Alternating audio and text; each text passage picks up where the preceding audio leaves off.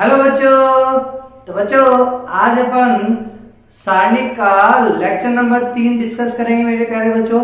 तो बच्चों lecture number 1 और लेक्चर नंबर 2 में अपन ने प्रॉपर्टीज ऑफ डिटरमिनेंट्स यानी सारणी के गुणधर्म के बारे में पढ़ चुके हैं बच्चों अपन। ठीक है मेरे प्यारे बच्चों। तो बच्चों अब अपन उसके कोरेस्पॉन्डिंग कुछ एग्जांपल्स लेंगे जो आपके आरबीएससी के पॉइंट ऑफ व्यू से इंपॉर्टेंट है। और बच्चों कुछ रिजल्ट ऐसे हैं जिनको अपन डायरेक्ट मेमोराइज रखना है, डायरेक्ट अपन उनको याद रखना है। किसके पॉइंट ऑफ व्यू से? आईआईटी के पॉइंट ऑफ व्यू से बच्चों। ठीक है मेरे प्यारे बच्चों। आरबीएससी के पॉइंट ऑफ व्यू से तो अपन को ड्राइव करना है, और जब ड्राइव हो जाए तो आईआईटी के पॉइंट ऑफ व्यू से उस रिजल्ट को याद रखना है। ठीक है बच्चों। अब आप बोलोगे गुरुजी क्या बोला आपने, तो आओ उसको अपन एक्सप्लेन करते हैं। मैंने क्या बोला बच्चों, तो देखो बच्चों जो अपन अब क्वेश्चन करेंगे, questions on some questions on properties of determinants, properties of determinants. तो चलो बच्चों इसको अपन रिकॉल कर लेते हैं। ठीक है, तो questions some questions on properties of determinants some. पहला क्वेश्चन लेते हैं बच्चों। ठीक है बच्चों, जितने भी क्वेश्चंस मैं आज बच्चों इस लेक्चर में आपको कराऊंगा, कोशिश करूंगा कि ये सारे क्वेश्चनों से एक भी कॉन्सेप्ट आपका रह नहीं जाए। ठीक है बच्चों, अलग अलग वैरायटी के जो भी। तो बच्चों पहला क्वेश्चन जो है वो है आपके पास सिंपल सा क्वेश्चन है बच्चों, 1 1 1 A B C, B plus C, C plus A and A plus B. आपको बच्चों इसका मान ज्ञात करना है। क्या याद करना है बच्चों? इसका मान। तो ये जो 3x3 का सारणिक है बच्चों, ये जो 3x3 का सारणिक है, इसका आपको क्या याद करना है बच्चों? मान ज्ञात करना है। तो बच्चों देखो मैंने आपको क्या बोला, सबसे पहले आपको हाईलाइट कर लेना। देखो बच्चों ये क्या है, कॉलम 1, ये कॉलम 2, ये कॉलम 3। ठीक है, और ये क्या है बच्चों आपकी पंक्ति 1, पंक्ति 2, पंक्ति 3। क्या है बच्चे क्या करेंगे बच्चों, इसको सीधा डायरेक्ट हल करने की कोशिश करेंगे बच्चों। जैसे अपन मैंने आपको सिखाया था ना बच्चों पहले ही लेक्चर में, डायरेक्ट कैसे हल करते हैं अपन। तो किसी भी पंक्ति के अवयवों के संगत उनके सेकंड से गुणा करके जोड़ा जाए तो क्या जाएगा बच्चों? वो डेल्टा माना जाएगा। अरे ठीक है, लेकिन वो अपन को नहीं करना। वो भी एक प्रॉपर्टीज होती है होने पर, लेकिन अपन को जो मैक्सिमम जो प्रॉपर्टीज लगानी है वो संक्रिया बेस लगानी है। संक्रिया बेस कौन सी प्रॉपर्टीज होती है बच्चों? कि किसी भी पंक्ति में स्थित अवयवों को दूसरी पंक्ति में स्थित अवयवों से गुणा करके जोड़ा या घटाया जाए तो सारणी के मान में कोई परिवर्तन नहीं होता है। ठीक है बच्चों। देखो अपन ने दो प्रॉपर्टीज पढ़ाई थी बच्चों, बहुत इंपॉर्टेंट है, 5a 5b। 5a में देखो किसी भी पंक्ति में या किसी भी पंक्ति को यानी R1 पंक्ति को किसी दूसरी पंक्ति से किसी अशून्य वास्तविक संख्या से गुणा करके इस पंक्ति में जोड़ा या घटाया जाए तो सारणी के मान में कोई परिवर्तन नहीं होता है। या फिर बच्चों किसी पंक्ति को अशून्य वास्तविक संख्या से गुणा करके जोड़ा या घटाया जाए तो उससे प्राप्त नई सारणी का जो मान होगा वो कितना हो जाएगा बच्चों? k टाइम्स पुराने वाली सारणी के। तो ये 5a 5b। अब देखो बच्चों जो बच्चा लेक्चर नंबर 3 को डायरेक्ट देख रहा है ना, तो उन बच्चों से निवेदन है आप पहले लेक्चर नंबर 1 देखो, नोट्स बनाओ, फिर लेक्चर नंबर 2 देखो, फिर उसके नोट्स बनाओ, फिर आप इस बात को सुनना, आपको बहुत आनंद आएंगे बच्चों। ठीक है, सुनने में भी और पढ़ने में भी। हाँ तो बच्चा देखो चलो, तो सर इसका मतलब अपन को इसमें संक्रिया, अच्छा संक्रिया लगाने का उद्देश्य क्या है कि अधिक से अधिक क्या करना है बच्चों अपन को? किसी एक पंक्ति में स्थित अवयव या स्तंभ में स्थित, जो भी मैं पंक्ति बोलूंगा तो स्तंभ भी समझ लेना, या स्तंभ बोलूंगा तो पंक्ति समझ लेना। में स्थित अवयव को अधिक से अधिक क्या बनाना मेरे बच्चों? 0 बनाना। चलो बच्चों तो देखो बच्चों 0 बनाने के लिए अब यहां समझना बच्चों, मैंने आपको एक हार्ड एंड फास्ट रूल बताया है कि जब भी आपको 1 1 1 दिख जाए पूरी एक पंक्ति में या पूरे एक स्तंभ में, तो बच्चों ये देख पूरे एक स्तंभ में दिख गया 1 1 1, तो अपना सबसे अच्छा सबसे गुड मेथड क्या होता है बच्चों कि आप क्या करो, एक को स्थिर रखते हुए बाकी दो एक को क्या कर दो, जीरो कर दो। कैसी प्रॉपर्टी लगाएंगे बोलो बच्चों, एक इसमें ये पंक्ति R1 में, तो यानी R2 में मैं ऑपरेशन लगा दूं क्या, R2 में R1 के अवयवों को घटा के और उसको रिप्लेस कर दूं, यानी R2 में इसके जो पहले अवयव थे 1BC प्लस A, R2 में पहले जो अवयव थे 1BC प्लस A, इनकी जगह R2 माइनस R1 यानी 1 minus 1B minus A C plus A minus B minus C से रिप्लेस कर दूं तो सारणी के मान में कोई परिवर्तन नहीं होगा। ठीक है मेरे प्यारे बच्चों, या दूसरे वर्ड्स में आप क्या समझोगे कि जिस पंक्ति में आप संक्रिया लगा रहे हो या जिस स्तंभ में आप संक्रिया लगा रहे हो उसका गुणांक हमेशा प्लस के 1 होना चाहिए, हमेशा क्या होना चाहिए, प्लस के 1 होना चाहिए, तब उसके सारणी के मान में कोई फर्क नहीं पड़ेगा, कुछ भी दो आधार पर। ठीक है बच्चों, चाहे आप इस R1 को गुणा करो, जोड़ो, भाग लाओ किसी भी नंबर से, बस जीरो से मत करना, है ना, समझ आएगा बच्चों। चलो जरूरी नहीं है ये दो, इसमें एक और दूसरी तीसरी पंक्ति जोड़ लो। ठीक है बच्चों, समझ आया, ओके, सारे जगह से अच्छा जीवी सबसे अच्छा। देखो बच्चों R2, फिर उसके बाद क्या लगाना बच्चों, R3। बच्चों देखो जितने का सारणिक होता है, अब ये 3x3 का है तो अधिक से अधिक कितनी संक्रिया एक साथ में लगा सकता हूं, तो n-1, 3 है तो 2, 5 है तो 4, ठीक है, एक टाइम में अधिक से अधिक, मिनिमम एक लगाओ, एक भी मत लगाओ। हाँ। अब बच्चों R3 बोलो, R3 क्या करोगे, R3 में क्या घटा दो, R1 घटा दो, ये दो संक्रिया एक साथ लगा दो बच्चों आप, तो बोलो कितना जाएगा, R1 ऐसे कैसे रहेगा, क्योंकि ये no change 1AB plus C। ठीक है बच्चों, R1 प्लस दो, एक में से गए तो 0, B में से B माइनस A, फिर बच्चों देखो C प्लस A में घटाओ B माइनस C, यानी B प्लस C तो B माइनस C रहेगा। ऐसे ही बोलो बच्चों 1 में से बन गए तो 0, फिर C माइनस A, फिर बच्चों A प्लस के B minus B minus C। ठीक है मेरे प्यारे बच्चों, समझ में आया, ओके। अब बच्चों क्या करेंगे, इसको उड़ाओ और इससे इसको उड़ाओ। ठीक है बच्चों, तो क्या बचेगा अपने पास 1AB प्लस C, फिर यहाँ क्या आया 0B माइनस A। बच्चों ये कितना है, A minus B, minus common ले लो तो कितना जाएगा, B माइनस A हो जाएगा। ठीक है बच्चों, ऐसे ही बोलो, ये बोलो 0C माइनस A, इसमें से बच्चों देखो A minus C minus common ले लो कितना जाएगा, C माइनस A।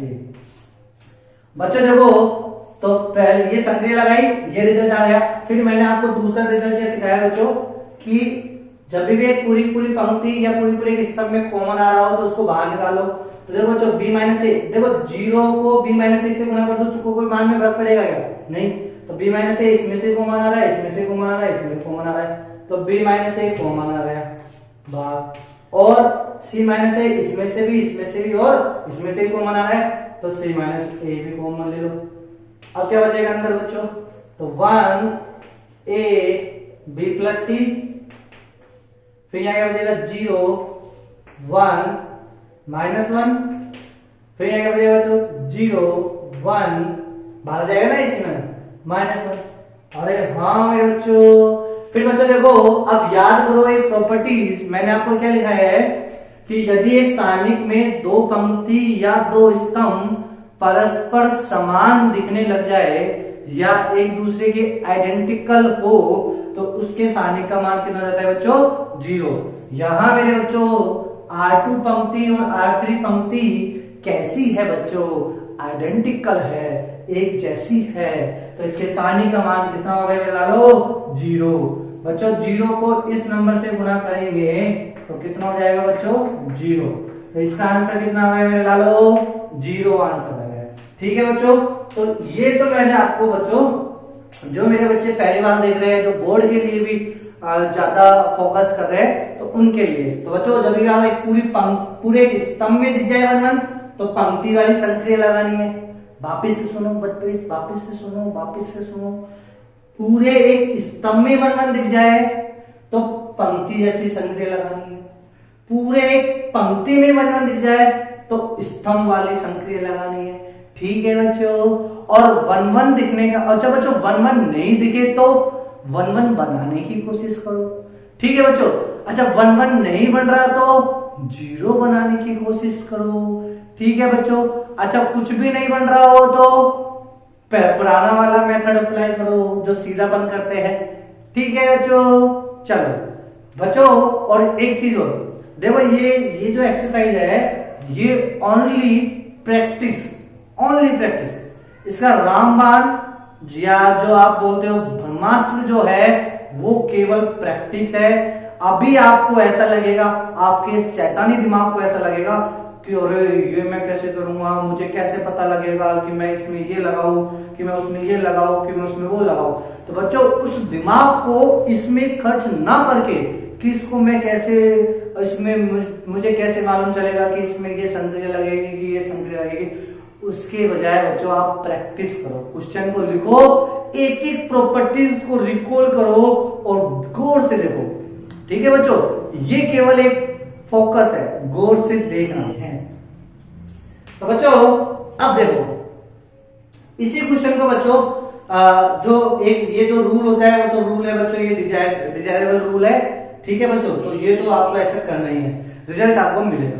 लेकिन बच्चों देखो कई बच्चे ऐसे भी है जो क्या है बच्चों, बादाम खाते आए शुरू से, है ना बच्चों। तो उन बच्चों का दिमाग तो क्या करेगा बच्चों, चाचा चौधरी की तरह चलेगा। तो उन बच्चों के लिए देखो बच्चों वो बच्चे कैसे करेंगे इस क्वेश्चन को, उनमें क्या अप्रोच लगाएंगे, वो इसका आंसर लेना है बच्चों, कैसे अप्रोच लगाएंगे, है ना बच्चों। तो देखो वो बच्चे सोचेंगे कि गुरुजी कॉलम C2 दूसरे कॉलम और तीसरे कॉलम, ठीक है, में यदि मैं जोड़ू तो a plus B plus C, A plus B plus C, A plus B plus C बन रहा है। और हाँ, और वो a plus B plus C जो बनेगा वो एक कॉलम में बनेगा और उसको अपन बाहर ले लेंगे। अरे ये तो अच्छी बात है, ये खतरनाक दिमाग। तो जो बच्चा वो सोचेगा ना, अरे यार तेरे अंदर दिमाग है, अब ये काहे का दिमाग है बच्चों, ये तो देखो क्लियर दिख रहा है, अपन क्या देंगे, ऐसा कुछ शक्ल दिख जाए तो C2 में या C3 में, जिसमें भी आप वोट है जिसमें आप चाहते हो उसमें लगाओ। तो C2 में मैंने C2, लेकिन जिसमें आप लगा रहे हो ना बच्चों उसका गुणांक हमेशा एक होना चाहिए, ये याद रखो। C2 को मैं C3 के साथ जोड़ के रिप्लेस कर दूं तो क्या आएगा बच्चों मेरे पास 1 1 1 a प्लस बी प्लस सी दिया जाएगा, a प्लस बी प्लस सी दिया जाएगा, a प्लस बी प्लस सी दिया जाएगा। और ये क्या बचेगा बच्चों, C2 तो ऐसे कैसे रहेगा, b plus C, c plus a plus B.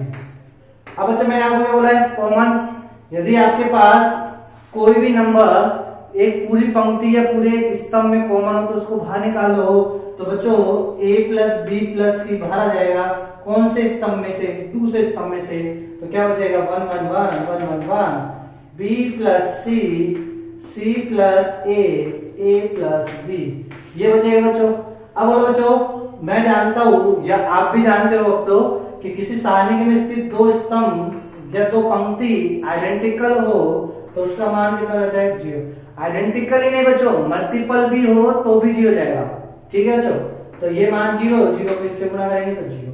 और 1 2 3 4 लाइन का क्वेश्चन। ठीक है बच्चों, तो ये समझ में आया। तो बच्चों एक ही क्वेश्चन में देखो कितनी नंबर ऑफ फीलिंग मैंने आपको दी है, तो ये आप बच्चों को अच्छे से रखना, नोट्स बनाना, मजे आएंगे बच्चों। ठीक है, ठीक है मेरे प्यारे बच्चों, तो पहला क्वेश्चन में आया, बहुत अच्छी अप्रोच लगाई अपन ने। ओके चलो अब अपन सीखेंगे बच्चों दूसरे क्वेश्चन की ओर अग्रसर होंगे। क्वेश्चन देखो, सेकंड क्वेश्चन में आपको क्या दे रखा है, 4x4 का सारणी दे रखा है बच्चों, 1 4 2 1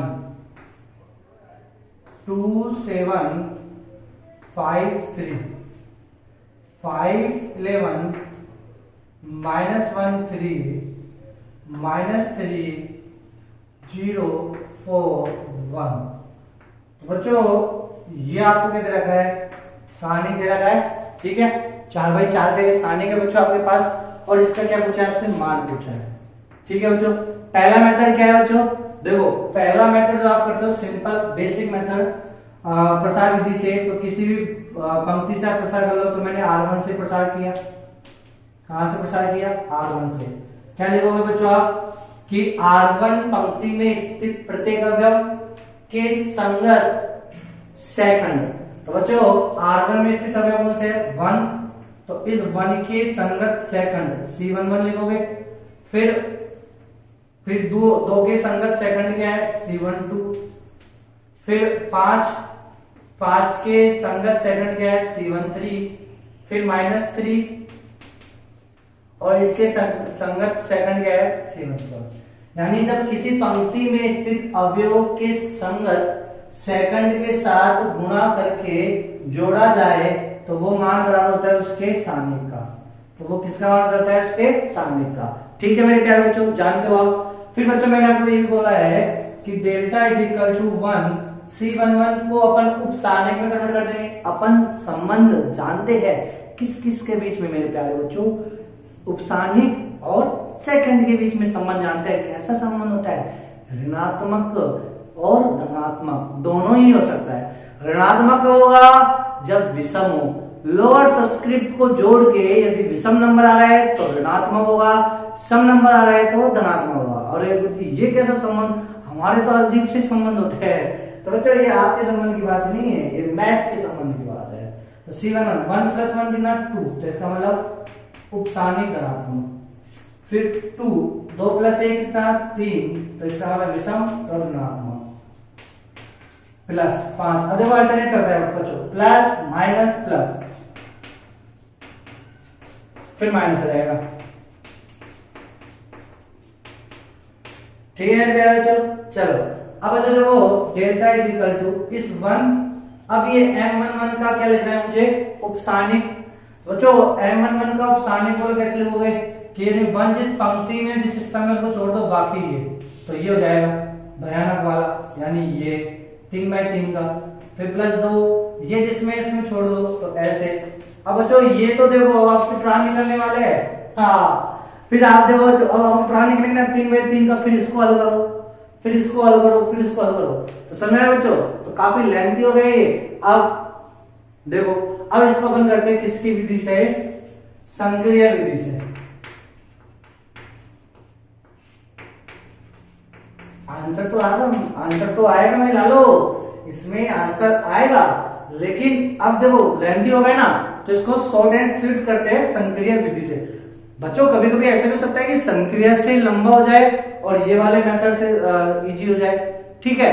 लेकिन 99% केस ऐसे होते हैं जिसमें अपन को क्या है, संक्रिया लगा के ही करने हैं, ठीक है। क्वेश्चन आते हैं तो क्वेश्चन जेई या बोर्ड वैसे क्वेश्चन देगा ना जिसमें दिमाग को लोड पड़े, ऐसा तो नहीं देगा जिसमें लोड ही नहीं पड़े, ठीक है मेरे बच्चों। चलो अब अपन इसको संक्रिया विधि से करते हैं। तो कैसे संक्रिया लगाएंगे, तो देखो बच्चों संक्रिया लगाने का, ऐसे वाले क्वेश्चनों में संक्रिया लगाने का एक उद्देश्य क्या है, पहले तो ये देखो कि कोई भी दो पंक्ति या दो स्तंभ आइडेंटिकल तो नहीं है। आइडेंटिकल या मल्टीपल है तो इसका मतलब 0, सीधा ही आंसर क्या जाएगा 0। कहीं देख लो पहली पंक्ति 1 2 5 -3, 1 2 है नहीं, 1 2 का 4 नहीं, मल्टीपल भी नहीं है, कुछ भी नहीं है। 4 7 का देख लो नहीं है, 2 5 -1 का देख लो नहीं है, 1 3 3 1 का नहीं है, इधर कॉलम देख लो नहीं। तो कोई भी दो रो या दो कॉलम एक दूसरे के आइडेंटिकल या मल्टीपल नहीं है तो 0 नहीं होगा, ठीक है बच्चों। तो अब अपन क्या करना है दूसरा, कि अब एक पंक्ति में स्थित या एक स्तंभ में स्थित अधिक से अधिक अवयवों को क्या बनाओ 0। तो इस प्रकार के लगाने को संक्रिया। तो चलो बच्चों मैं क्या करता हूं बच्चों, कॉलम 1 को सिलेक्ट कर लिया। कॉलम 1 में इस 1 को रहने देता हूं, 1 को ऐसे कैसे रहने दिया, ठीक है। बाकी जो अवयव है 4 2 1 इसको खत्म करना चाहता हूं, इनको खत्म करना चाहता हूं। 4 2 1 को क्या करना चाहता हूं बच्चों, खत्म करना चाहता हूं। अरे वाह, अरे ये तो कैसे खत्म होंगे बच्चों, कैसे कैसे कैसे खत्म होंगे, हम इसको देखो बच्चों, पंक्ति वाइज कर लो। मैंने दूसरी पंक्ति ली भाई, दूसरी पंक्ति के 4 को 0 करना चाहता हूं ना, तो दूसरी पंक्ति R2 ऐसे लिखूंगा बच्चों मैं, क्योंकि R2 will not be change. यदि R2 यहाँ पे गुणांक R2 में मैं रिप्लेस कर रहा हूँ, R2 में संक्रिया लगा रहा हूँ, तो R2 का गुणांक कितना होना चाहिए, शुड बी 1 होना चाहिए। तो 1 ही है, ठीक है। R में 4। अब इसको मैं किस में से घटाऊं, 4 में से घटाऊं, लेकिन 4 कहां से लाऊं, तो 1 एक है ना बच्चों, तो इस एक को गुणा कर दो किसके साथ, 4 के साथ। यानी पहली पंक्ति में जो अवयव है उसको गुणा कर दो 4 के साथ, और फिर क्या कर दो, घटा दो। तो ऑब्वियसली बात है बच्चों, ये लग जाएगा। कितने बाई कितने का है बच्चों, ये 4 बाई 4 का। तो एक साथ, अधिक से अधिक एक साथ कितनी संक्रिया में लगा सकता हूं, 3 n-1। तो पहली हो गई, दूसरी लगा लो, तीसरी में भी R3 में अप्लाई कर दो। क्या बच्चों, R3 का पहला वैल्यू कितना है, 2। अब इसमें से कितना घटाओ, 2 घटाओ। कैसे, R1 यानी 1, इसको 2 से गुणा करके घटा दो तो 0 हो जाएगा। अरे गुरुजी ये तो बहुत अच्छी बात है यार गुरुजी, तो मजे आ रहे हैं इसमें। ऐसे ही R4 में कितना है, 1, तो सिंपल R1 में से घटा दो ऐसे। ठीक है, घटा के अब देखो बच्चों, अब जो संक्रिया आएगी, मतलब अब जो सारणिक बनेगा वो कैसा बनेगा बच्चों, किसमें लगाया बच्चों अपन ने ये सब, R2 R3 R1 में। तो R1 में नॉट बी चेंज, तो R1 ऐसे कैसे रहेगा, 1 2 5 माइनस के 3, ये रहेगा बच्चों। अब R2 को घटाओ बच्चों, देखो बोलना कैसे, आपको कैसे बोलोगे, R1 में स्थित अवयवों को 4 से गुणा करके, 4 से गुणा कर दो, और R2 में स्थित अवयवों में से घटा दो। तो R2 में कितना अवयव है, 4, इसको 4 से गुणा कर दो, तो 4 में से 4 आए तो 0, इसमें से ये घटाना, ठीक है, तो 0। फिर बच्चों देखो ये है 8 हो गया ना, 4 में 8, ये है 7 में से 8 गए तो -1। ऐसे बोलना सीखो तो आपको अच्छा लगेगा। ये कितना हो गया बच्चों, 5 का 20, 4 से गुणा करना 20, ये 11 में से 20 गए तो -9।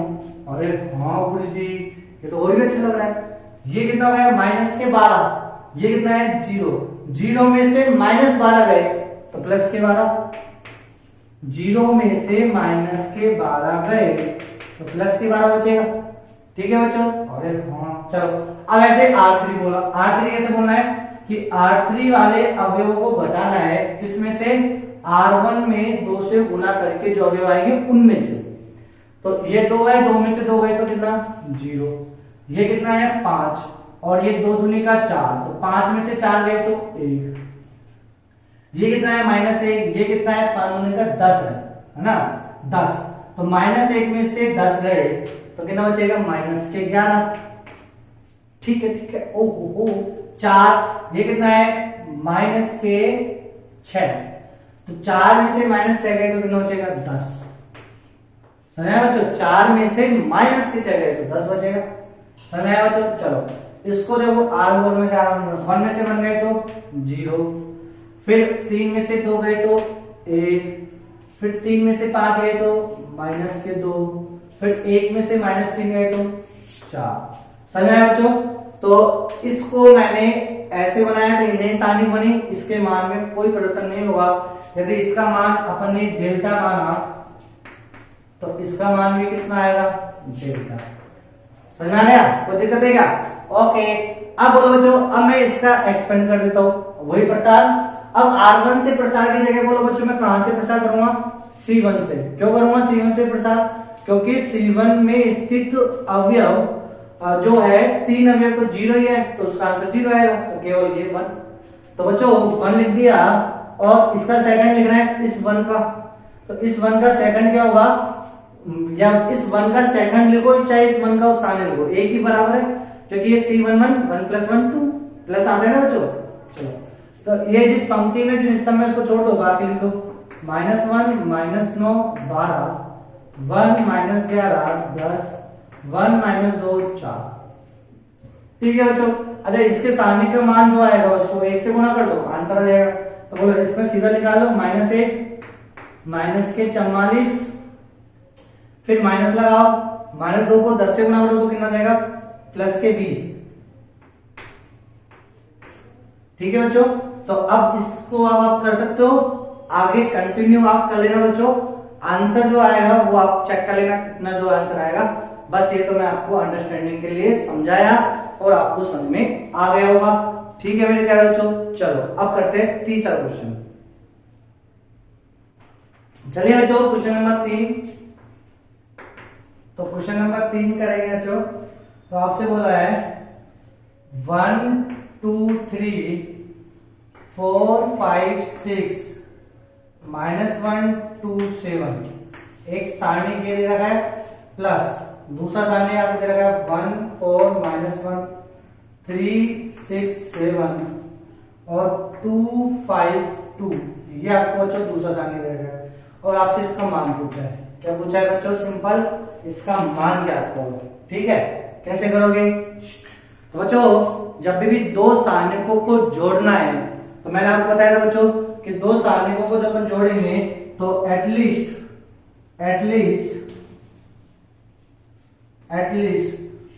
2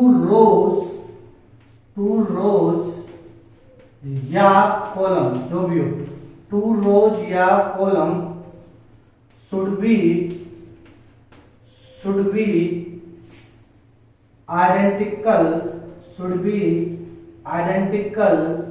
in both the determinants, 2 rows should be same, identical नहीं, same, 2 rows should be same in both the determinants। ये कहानी अब आपको अच्छी लगनी है या लगनी चाहिए? नहीं लगती तो लगनी चाहिए, सीखो। ठीक है बच्चों, तो देखो एक ये वाली सारणिक थी और एक ये वाली सारणिक है। इस सारणिक में दो पंक्ति या दो स्तंभ जो है वो ही सेम होनी चाहिए इसमें। तो देखो बच्चों 1 2 3 है इसमें कहीं 1 2 3 नहीं, 4 5 6 है इसमें कहीं नहीं। ठीक है, 4 5 6 से नहीं ना बच्चों, तो इसका मतलब कोई भी दो पंक्ति या दो स्तंभ दोनों सारणिक में बराबर नहीं है, तो इसका जोड़ नहीं हो सकता। क्या हो सकता है बच्चों? यदि नहीं है तो जोड़ कैसे होगा? इसके सारणिक का मान निकालो अलग से, इसका सारणिक का मान निकालो अलग से, दोनों को जोड़ दो, आंसर आ जाएगा। ठीक है बच्चों, लेकिन देखो इसमें कहीं ना कुछ छुपा हुआ है। कैसे? इस पंक्ति में जो 4 5 6 है वो इस कॉलम में है 4 6 5। इस पंक्ति में जो 1 2 3 है वो इस कॉलम में है 1 3 2। अरे यार, ये तो आपने बहुत मजेदार बात की। यानी यदि ये दो इधर हो जाए तो यानी अपना काम चल रहा है बच्चों।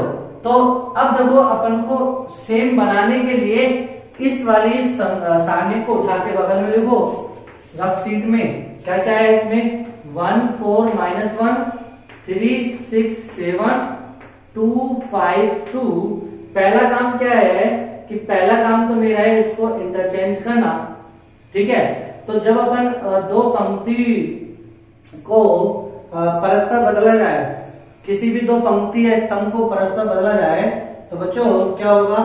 तो R2 और R3 को यदि मैं परस्पर बदल रहा हूं तो क्या जाएगा? माइनस लग जाएगा। क्या लग जाएगा बच्चों? माइनस।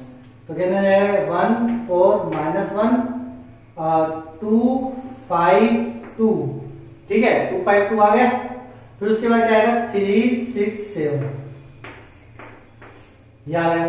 फिर बच्चों देखो मैं और अपन क्या जानते हैं कि बच्चों यदि मैं इस स्तंभ को पंक्ति में बदलूं, पंक्ति को स्तंभ में या स्तंभ को पंक्ति में बदल दिया जाए तो उसके सारणी के मान में कोई परिवर्तन नहीं हुआ।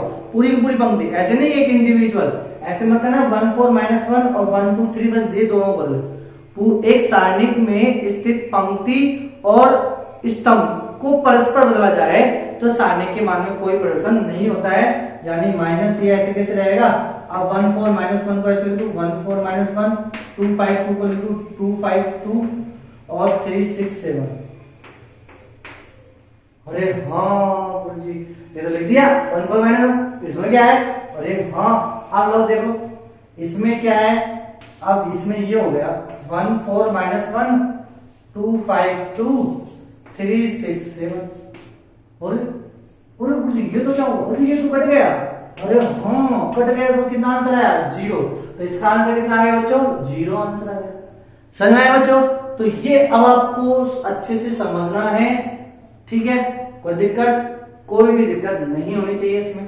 अब बच्चों देखो इसी में बच्चों मैंने मान लो आपको ऐसे घुमा दिया, कैसे, जैसे मान लो ये 1 2 3 4 5 6 और यहाँ आया -1 2 7 प्लस क्या आया आपके पास 1 2 3 4 5 6 और यहाँ आ गया 3 1 2। अब बोलो बच्चों, अब इसका आंसर निकालना है तो कैसे निकालोगे बच्चों? ऐसे तो करोगे, इसके सारणी का मान निकालो, फिर इसके सारणी का मान निकालो, फिर दोनों को जोड़ो।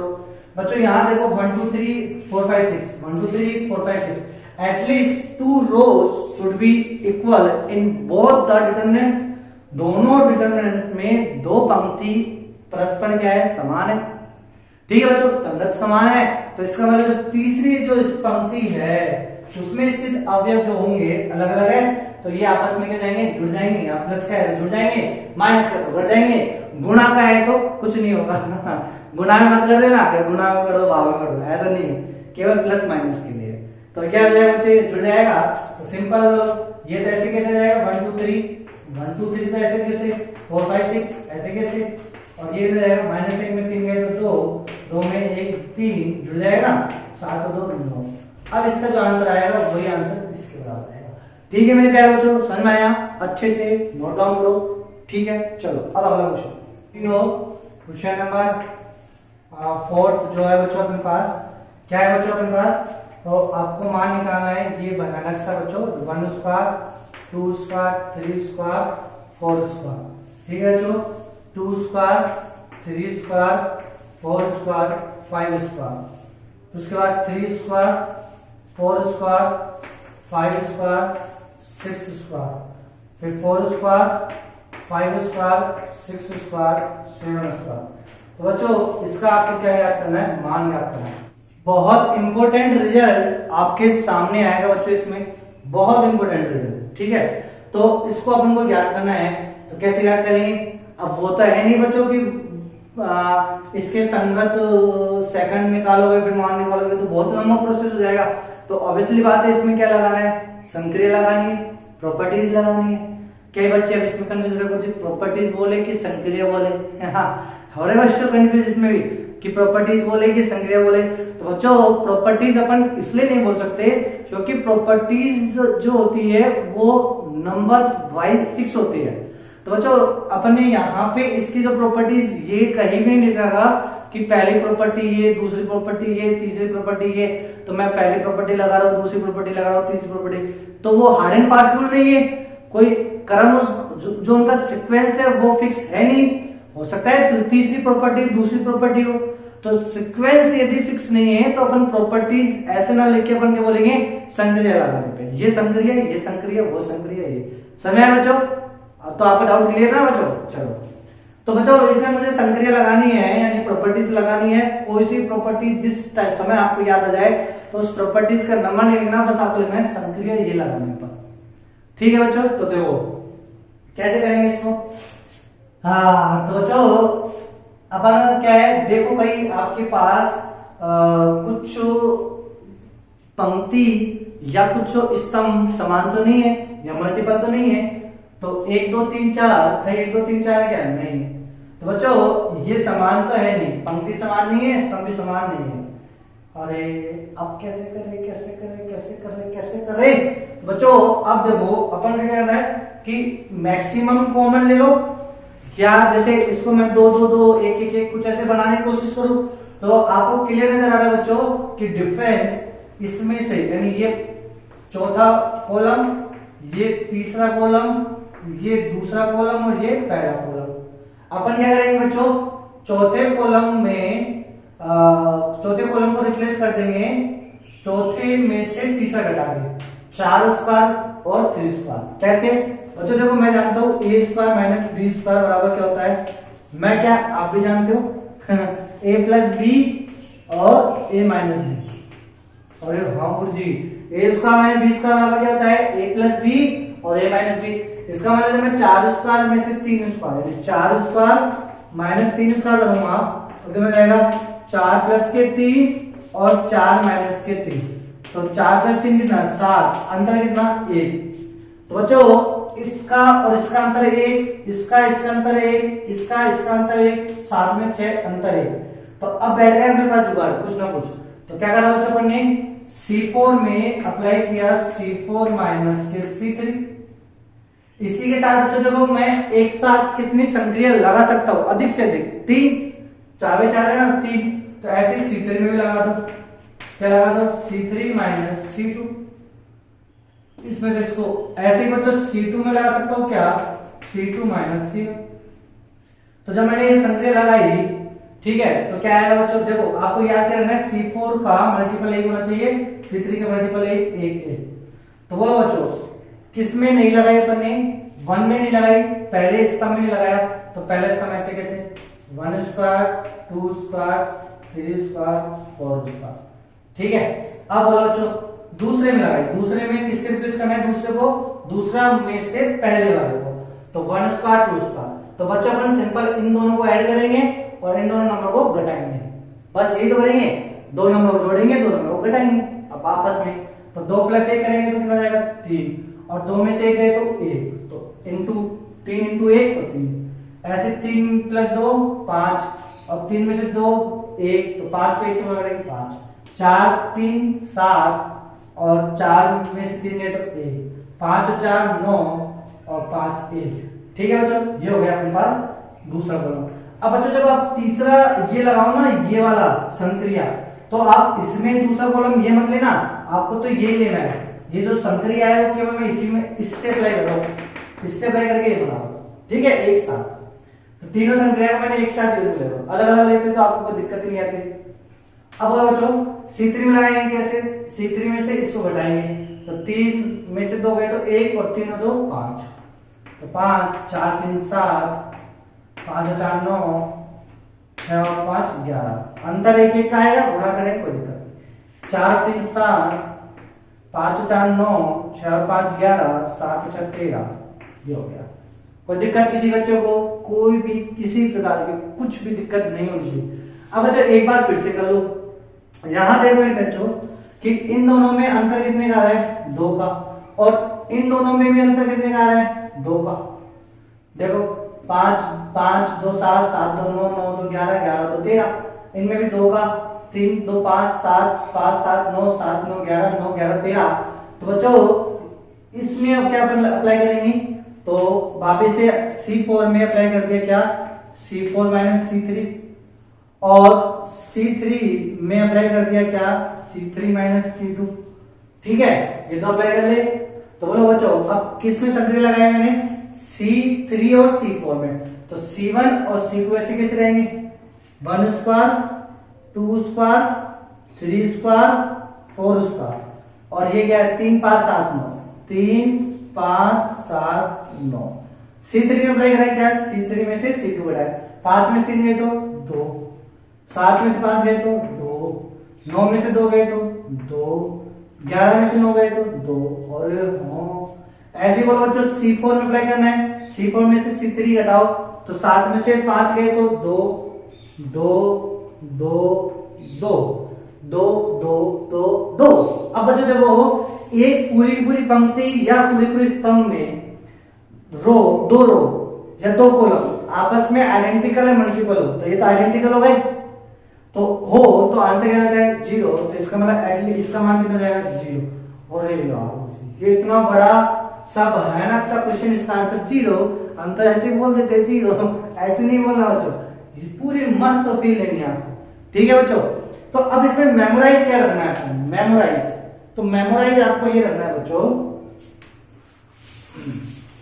तैयार रखना है, इसमें नोट लगा लेना, क्वेश्चन नंबर 4 का नोट क्या है निकल के, NOT नोट। नोट क्या निकल के आए मेरे प्यारे बच्चों कि आपके पास यदि एक सारणिक में समांतर श्रेणी के रूप में हो, कैसे A plus D A plus 2D, ऐसे देखो बच्चों समांतर श्रेणी ना 3 5 7 कैसी श्रेणी है समांतर श्रेणी, फिर ये 1 1 1 1 1 ये अलग अलग है। अच्छा दूसरी पंक्ति में अलग अलग मान लो A2 a2 plus d2 a2 plus 2d2, ठीक है। ऐसे यहाँ a3 plus d3 a3 plus 2d3, ये लो बच्चों। तो अब देखो ये एक सारणिक है और इस सारणिक में स्थित जो अवयव है ये अवयव कैसे फॉलो कर रहे हैं बच्चों, समांतर श्रेणी में। तो बच्चों अब जब अपन इसमें प्रॉपर्टी लगाएंगे, यानी ये C3 में C2 घटा देंगे, C3 में अप्लाई करा C2, याद रखना आप तो जिसमें संज्ञा लगा रहे हो उसका गुणांक शुड भी एक होना चाहिए बस, ठीक है। तो ऐसे ही C2 में अप्लाई करो C2 माइनस C1, तो बच्चों एक कॉमन चमचमाता हुआ आएगा, यानी दोनों कॉलम आपको आइडेंटिकल दिखेंगे, तो उसका मान कितना जाएगा 0, बस खत्म कहानी। आपको ऐसे इसको करना है। तो बच्चों क्वेश्चन नंबर 4 का ये मेमोराइज समझ में आया कि अपन को याद रखना है कि एक सारणिक में यदि जो अवयव है वो समांतर श्रेणियों के रूप में अरेंजमेंट है तो उस सारणिक का मान 0 हो जाएगा। कितना हो जाएगा मेरे प्यारे बच्चों, 0 हो जाएगा। चलो बच्चों अब अपन करते हैं अगला नेक्स्ट क्वेश्चन नंबर 5। तो बच्चों क्वेश्चन नंबर 5 देखो आपको क्या दे रखा है, यदि, अच्छा क्वेश्चन है बच्चों ये, यदि x a a a x a a x a x, ये आपको बच्चों 4/4 का क्या दे रखा है, एक सारणी दे रखा है और बराबर में आपको दिया हुआ है x प्लस के 3a into f of x, ये फलन दे दिया आपको और पूछा गया है तब, यानी ये वाला सारणिक का मान यदि ये हो तब f ऑफ x का मान क्या होगा, तब f ऑफ x का मान क्या होगा, ये आपसे पूछा है बच्चों, ठीक है। इसको अपन को करना है तो क्या करेंगे बच्चों, सिंपल सा संक्रिया लगाएंगे बच्चों, ऑपरेशन करेंगे। तो देखो बच्चों ऑपरेशन करने के लिए अब आपको एक देखो ढूंढो, कुछ देखो, कुछ दिखता है तो देखो, नहीं दिखता है तो मत देखो, लेकिन देखना हमेशा कैसे है बच्चों, अच्छा बुरा मत देखना बच्चों, क्या है ना। तो ये अपने पास पंक्ति और ये अपने पास क्या स्थान। तो बच्चों भूख लग रही हो तो बिस्कुट खा लेना, ठीक है बच्चों, लेकिन लेक्चर को बीच में छोड़ के मत जाना। तो बच्चों ये पंक्ति ये कॉलम, अब देखो कुछ कॉमन आ रहा है क्या, या कुछ आइडेंटिकल है क्या। तो एक चीज तो आपको समझना चाहिए बच्चों कि इसका मान 0 नहीं होगा, क्यों नहीं होगा तो बता सकता है, दिमाग लगा रहे हो। अरे बच्चों इसका मान 0 क्यों होगा, जब इसका मान नहीं दे रहा है तो 0 कहां से होगा, अरे बच्चों तो इसका मान 0 नहीं होगा, यानी इसके मान में x प्लस 3a आना चाहिए। ये बराबर करके ये ना, तो एक हिंट मिल रही है अपन को, LHS बराबर LHS, तो इसका मतलब इसमें क्या आना चाहिए, x प्लस 3a कॉमन आना चाहिए। तो x प्लस 3a कैसे लाएंगे x प्लस 3a, तो 3a और एक x, 3a और एक x, और हाँ गुरुजी अपन क्या करेंगे कि पहले वाले कॉलम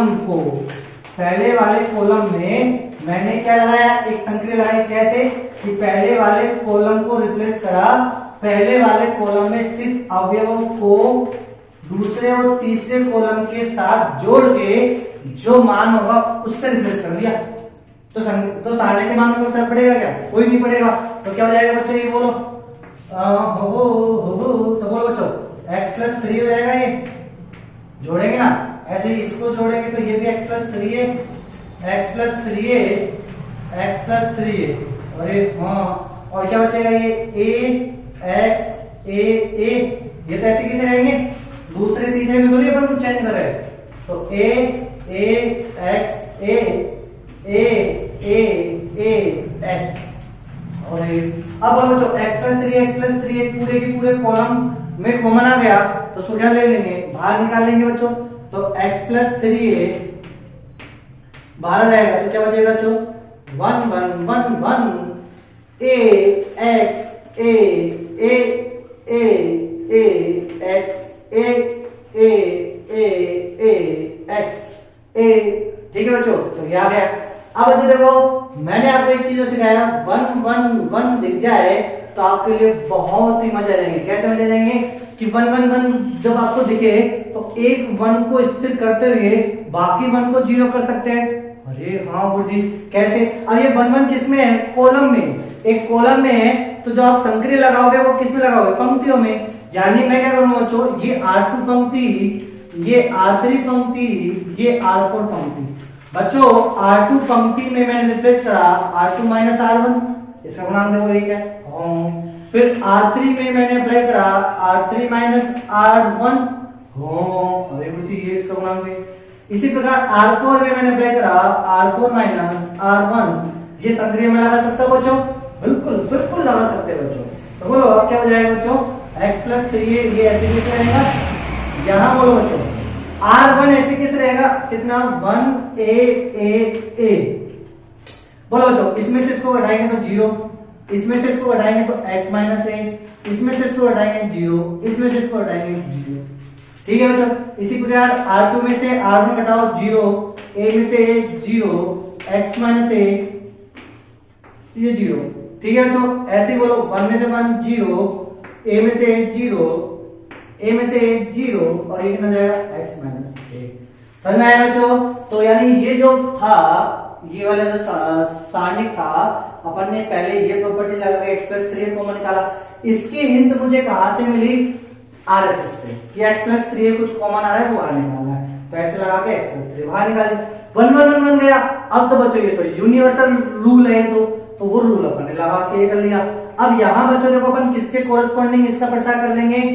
पहले वाले कॉलम के प्रति इसका मैं एक्सपेंड कर दूंगा मेरे प्यारे बच्चों। तो बोलो 1 तो क्या जाएगा? 1 के संगत सेकंड, तो 1 के संगत सेकंड क्या है बच्चों? ये क्या 1 के संगत सेकंड? अरे हाँ, तो कितना रहेगा बच्चों? ये हो जाएगा अपने पास, यहाँ करता हूँ मेरे प्यारे बच्चों, जू जू जू जू जू। तो कितना आया बच्चों? x प्लस 3 तो रहेगा। देखो बच्चों इस 1 और इस 1 के संगत सेकंड, तो ये आ जाएगा। अब बच्चों ये क्या है? Diagonal matrix.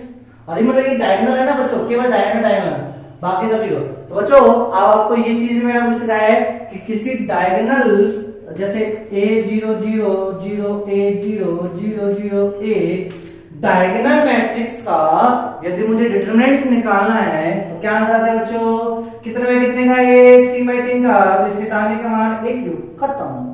ठीक है बच्चों। और यदि 4/4 का तो a4, खत्म। यदि ये 5/5 का तो a5, खत्म। ठीक है मेरे प्यारे बच्चों, समझ में आया ये चीज? तो बोलो 1 2 3, तो कितने बाय कितने का? 3/3 का, तो इसके डायगोनल कितना है? x minus a। यानी आपको गुणा करना है। जैसे ये मान लो आपके बच्चे बोलते कुछ a प्लस b c होता तो क्या करते हैं? a क्यूब, खत्म। अरे नहीं रे, ऐसे तो ही करते, फिर गुणा कर दो ना, सिंपल a b c, खत्म। ठीक है मेरे प्यारे बच्चों, समझ में आया कि नहीं आया? ओके, तो बोलो बच्चों x माइनस a गुणा करेंगे तो क्या आंसर आ जाएगा इसके सारणी का? x माइनस 1 पे पावर 3, x माइनस 1 पे पावर 3। तो बच्चों ये जो भयानक सा आपको दिख रहा था, इसका आंसर कितना आया? x plus 3a into X minus A की पावर 3। तो x प्लस 3 दिख रहा है, तो इसके पड़ोसी में क्या लिखा हुआ है? x माइनस ए की पावर 3, वही क्या जाएगा? f of x। तो इसका f ऑफ x का मान कितना हो गया बच्चों? x माइनस ए की पावर 3। इसका क्या हो गया? आंसर हो गया। ठीक है मेरे प्यारे बच्चों, कुछ खतरनाक दिखाइए? कुछ भी खतरनाक आपको नहीं दिखा है। ठीक है बच्चों, कर सकते हो? ओके मेरे प्यारे बच्चों, चलो अब नेक्स्ट क्वेश्चन करते हैं। नेक्स्ट क्वेश्चन देखते हैं बच्चों, क्वेश्चन नंबर 6। अब थोड़ा बोर्ड की ओर आकर्षित होते हैं, बोर्ड की ओर, मतलब ये बोर्ड की ओर आकर्षित नहीं बच्चों, board RBC board CBSE board की तरफ आकर्षित होते हैं।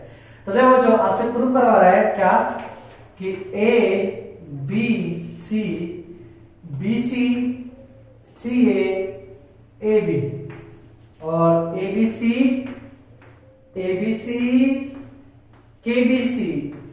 केबीसी नहीं बच्चों, कौन बनेगा कर देते हैं? एबीसी बराबर आरएचएस आपको दे रखा है A B C A square B square C square A पे पावर 3 बी पे पावर 3 सी पे पावर 3।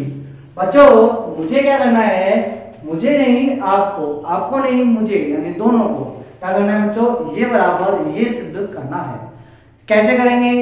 प्रॉपर्टीज अपने पास है, संक्रिया अपने पास है, उनको अपन करेंगे। तो बच्चों देखो एलएचएस उठाऊंगा मैं, क्या उठाऊंगा मैं? एलएचएस लेके। तो बच्चों एलएचएस में देखो एबीसी कॉमन आ रहा है तो बाहर निकाल लो, एबीसी बाहर निकाल लो तो कितना आया बच्चों A B C B C C A B 1 1 1। अरे हाँ गुरुजी ये तो कोई दिक्कत ही नहीं है। फिर बच्चों देखो ये जो कॉलम नंबर 2 है, कॉलम नंबर 2, इस कॉलम नंबर 2 में यदि मान लो यहाँ पे ए, यहाँ पे बी और यहाँ पे सी हो जाए तो फिर वापस से यहाँ से क्या आ जाएगा बच्चों, कॉमन आ जाएगा। तो बच्चों कैसे लाऊं कैसे लाऊं कैसे लाऊं? तो हाँ बच्चों पहली पंक्ति को किससे गुणा कर दूं? ए से। बच्चों जब अपन किसी पंक्ति या किसी एक स्तंभ को किसी कांस्टेंट यानी अवास्तविक संख्या से गुणा करते हैं तो वो अपने हाथ की खेती नहीं है मेरे प्यारे बच्चों, उसको अपन डिवाइड भी करेंगे और मल्टीप्लाई भी करना पड़ेगा। ठीक है बच्चों, तो देखो जब मैं इसको ए से गुणा करूंगा यानी मैंने पहली पंक्ति में क्या अप्लाई करा ए आर 1, दूसरी R2 पंक्ति में क्या अप्लाई करा BR2, तीसरी पंक्ति में किससे गुणा करा CR3 से। अब गुणा तो कर दिया लेकिन सारणी के मान में क्या हो जाएगा, परिवर्तन हो जाता है बच्चों। यानी जिस पंक्ति में आप देखो जिस पंक्ति में संग्रह लगा रहे हो उस पंक्ति का गुणांक एक होना चाहिए, एक नहीं है तो बाहर के लगाओ जिससे गुणा करा उसका डिवाइडेशन भी करना जरूरी है। ये मैंने बच्चों आपको प्रॉपर्टी नंबर 5 की सबऑर्डिनेट प्रॉपर्टी ए में सिखा चुका अच्छे से। ठीक है मेरे प्यारे बच्चों, तो देखो अब बच्चे गलती बस इसमें यही करते हैं और कहीं गलती करेंगे नहीं। तो बच्चों एबीसी को मैंने डिवाइड कर दिया तो एबीसी पहले था, एबीसी बाद में डिवाइड कर दिया। अब क्या आया बच्चों यहाँ पे ए स्क्वायर एबीसी ए हो B square B ABC B C square ABC और सी, ये आया बच्चों। अब जो एबीसी कैंसिल आउट हो जाएगा। अब मेरे प्यारे बच्चों यहाँ देखो एबीसी कॉमन आ गया, बाहर निकालो तो क्या है बच्चों एबीसी और एक कितना बचेगा ए square B square C square 1 1 1 और ए बी सी, यह है बच्चों। कोई दिक्कत है बच्चों आपको यहाँ पे? यहां तक कोई दिक्कत है क्या? कोई भी दिक्कत कैसी भी हो तो बताओ बच्चों, नहीं है। चलो बच्चों अब देखो बच्चों एबीसी ये है। अब बच्चों मैं क्या कर रहा हूँ, देखो मुझे प्रूफ ये करना है तो मैंने क्या करा बच्चों इस ए को पंक्ति नंबर 1 में गुणा कर दिया, इस बी को पंक्ति नंबर 2 में गुणा कर दिया, इस सी को पंक्ति नंबर, यहां से तो देखो कॉमन तो मैंने लिया कॉलम में से और बाहर आके गुणा जब मैं कर रहा हूं वो कर रहा हूं मैं पंक्ति में, कोई दिक्कत नहीं है। कॉलम में से कॉमन लिया, पंक्ति में मैंने इनको भेज दिया तो देखो बच्चों कितना आया ये आया ए क्यूब ए स्क्वायर, इसको बी से बी क्यूब बी स्क्वायर सी क्यूब सी स्क्वायर। अरे अब बच्चों देखो आंसर का क्या लाना है अपन को A B C A square B square C square A cube B cube C cube, ये तो अजीब सा है। तो बच्चों फिर एक और प्रॉपर्टीज याद करो आप, क्या कि दो पंक्ति या स्तंभ को आपस में बदला जाए तो क्या रहता है, ऋणात्मक आ जाता है। ठीक है, तो ऋणात्मक जब आएगा या फिर रोल ओवर कर दो बच्चों, रोल ओवर करना सिखाया बच्चों मैंने आपको कि इस वाली पंक्ति को मैं ये 2 के ऊपर क्या कर देता हूँ, रोल ओवर कर देता हूँ। तो 2 के ऊपर रोल ओवर करूंगा तो संक्रिया सारणी के मान में कोई परिवर्तन नहीं होगा। क्यों? क्योंकि रोल ओवर में सम नंबर पे कर रहा हूं, यदि विषम नंबर से करूंगा तो क्या लग जाएगा माइनस। बच्चों ए cube B cube C cube को क्या कर दिया, यानी कॉलम नंबर 1 को मैंने रोल ओवर कर दिया, रोल ओवर किया किसके ऊपर, C2 एंड C3 के ऊपर। अरे हाँ मेरे बच्चों ये चीज तो आपको आएगा ही समझ में। तो रोल ओवर किया तो कोई मान नहीं आएगा तो क्या जाएगा, ये सीधा यही आ जाएगा, तो ये इसका हो जाएगा आंसर इति सिद्धम। ठीक है मेरे प्यारे बच्चों, तो आज के लिए बच्चों अपन इस लेक्चर में यही समाप्त करते हैं। ठीक है, क्योंकि बच्चे खाना वाना खा चुके बच्चों। चलो हैव ए गुड डे, कल मिलेंगे इसी समय पे। ओके बच्चों, हैव ए गुड डे।